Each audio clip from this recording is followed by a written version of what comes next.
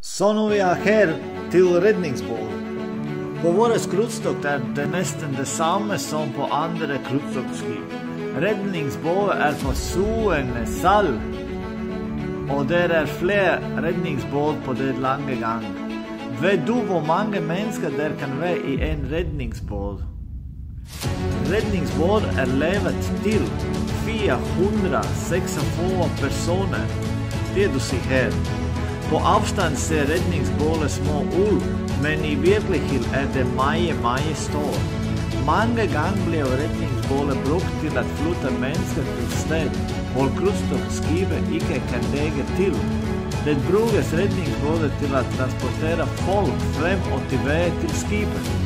På den målen vet vi också att räddningsbåtar är i drift och allt verkar som det ska.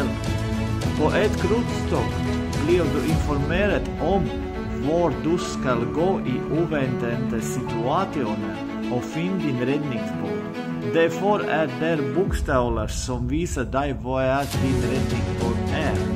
Kom i vår klubb och lär